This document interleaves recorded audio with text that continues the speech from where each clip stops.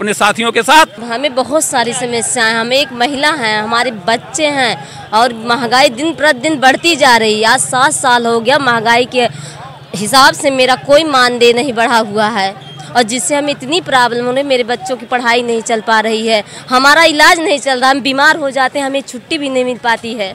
हम बराबर वहाँ विद्यालय में जाते हैं, बराबर सबके मतलब एक साथ हम काम करते हैं, सारा काम हमारा वही है, लेकिन हमें सम्मान वही नहीं, हमारा पैसा वो नहीं है जो होना चाहिए हमें, वो हमें नहीं मिल पा रहा है।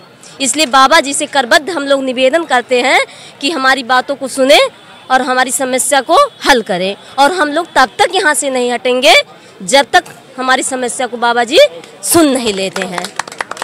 समस्याएं बहुत हैं, मतलब हम लोग वाकई अगर बीमार हो जाते हैं तो बहुत परेशानी होती है कि हम लोग दवा इलाज करने के लिए भी सोचते हैं कि नहीं, हम लोग के पास कल के लिए नहीं बचेगा पैसा, कैसे हम लोग घर चला रहे हैं।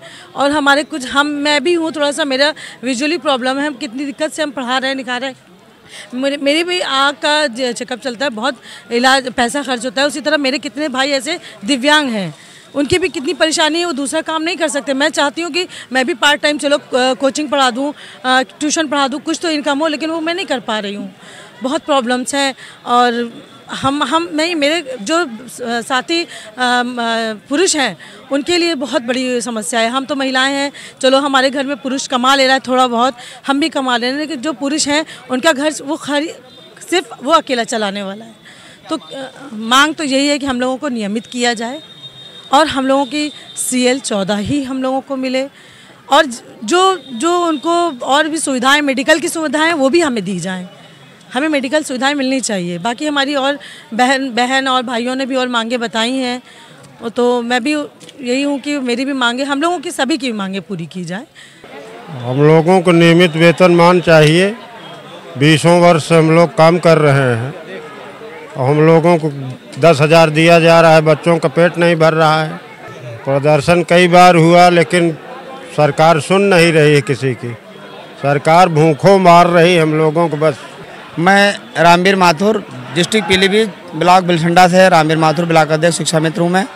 सर, मैं 20 वर्षों से लगातार बेशिक्षा में काम कर रहा हूँ, लेकिन आज हम उस गाँव के सबसे होनहार, जिसमें हमारे सबसे अच्छे अंक थे, उसमें हमें चुना गया था बीजेपी की सरकार में।